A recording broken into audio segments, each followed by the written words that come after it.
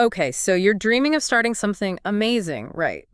But that bank account isn't exactly overflowing with startup cash. Yeah, that's a pretty common starting point, let's be honest. It is. But don't hit pause on that dream just yet. Today, we're going to dig into a story that shows you vision and some serious hustle can be way more powerful than a huge pile of money. We're talking Crafscend. Ever heard of them? I definitely have. They built their business from practically nothing, and we're going to learn exactly how they did it. Straight from the source. We've got an episode where the Crafscend founders talk about those early struggles and, yeah, the wins that come with bootstrapping a business. All right, so let's get into it. Paint us a picture. What was their financial situation like right at the very beginning? Well, they were pretty upfront about it. No big investors, no safety net of savings, just their salaries and whatever was left after, life. Rent, bills, food, all that. Exactly. They literally said, quote, "At the time we were using money from our salaries, what little was left after bills, food, and life. No savings for this, no separate business fund." It's actually kind of refreshing to hear that. You see all these stories about massive funding rounds, and it's easy to think that's the only way to get started. Right. It makes it seem unattainable. But Crafscend's story is a reality check. For a lot of entrepreneurs, that initial capital comes from, personal sacrifice and making those pennies stretch. It's about resourcefulness, right? Totally. And speaking of resourcefulness, I was fascinated by their very first business purchase. It wasn't anything fancy, no equipment or marketing materials or anything like that. Really, don't tell me it was tables. Tables. Just simple, basic tables. I love that. It seems so insignificant, but it's actually so symbolic. It's not about immediate production. It's about claiming a space, making it real. Yeah, they said, we're going to need somewhere to create, right? That moment felt like planting the first seed. Planting that seed. I love that. It's that first step from idea to reality. And for anyone listening who's maybe putting off starting because they think they need a ton of money or resources, think about that. What's your table? Yeah, what's that one small thing you can do today to take that first step? It doesn't have to be expensive. It's about making it tangible. Right. It could be setting up a workspace, making a phone call, outlining your plan, something to get the ball rolling. Okay, so once they had their tables, their foundation, how'd they manage their spending on everything else, especially with such limited funds? All right, so they describe this interesting dynamic, a kind of push and pull between two approaches. Oh, tell me more about that. One founder was super thrifty, always questioning every expense. Do we really need this? Is there a cheaper way? Can we wait?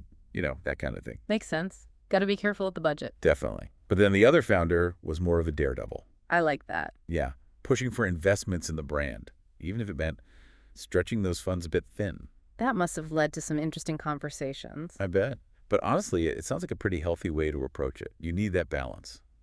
Totally. You need someone to pump the brakes and someone to say, hey, let's take a chance. Did they talk about how that dynamic actually helped them? Yeah. It forced them to be incredibly intentional with every single dollar. Every purchase had to have a clear purpose. No room for impulse buys. Nope. Everything had to contribute to the product or the brand. That kind of focus is valuable, especially when you're bootstrapping. Yeah, it makes you prioritize. So for our listeners, think about that in your own ventures. Where do you need to be more thrifty? And where might you need to take a calculated risk? Great question. Now, let's talk about those behind-the-scenes struggles that no one really sees. Crafscend got real about those sacrifices no one sees. What were some of the things they mentioned? I know they mentioned missing out on social events. I mean, you're putting so much time and energy into building something new. Yeah, and even beyond that, they talked about those late nights, the stress, the exhaustion. Weekends spent working, dipping into personal savings. It paints a different picture, right?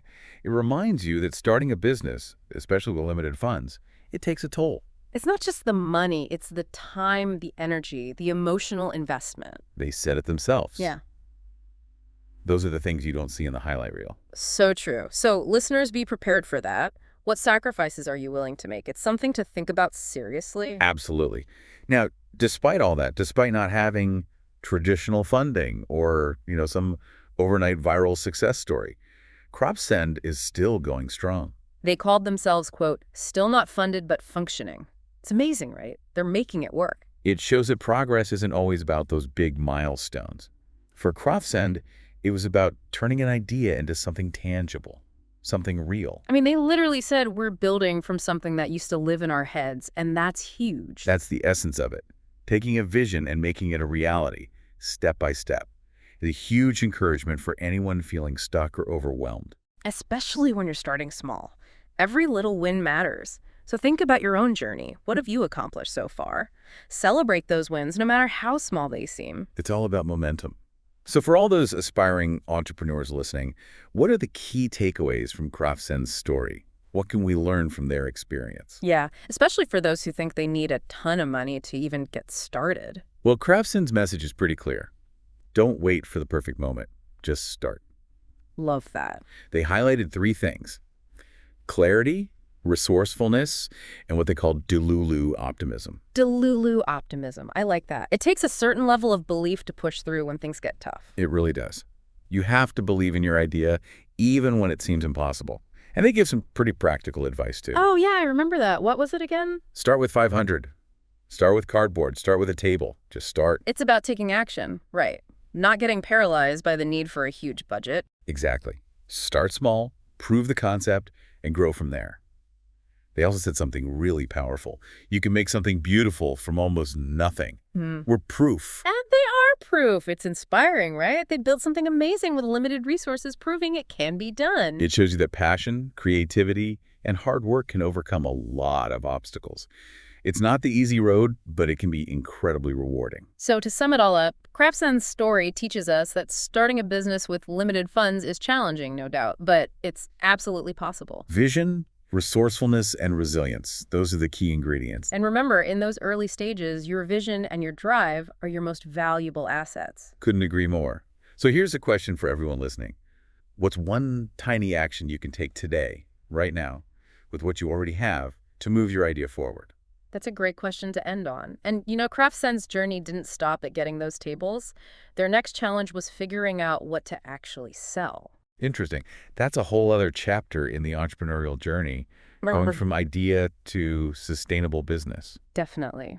Maybe we'll revisit their story in the future and see how they tackled that. I'd love to hear more about that. Well, until then, keep that entrepreneurial fire burning. And remember, even the biggest businesses start with the smallest steps.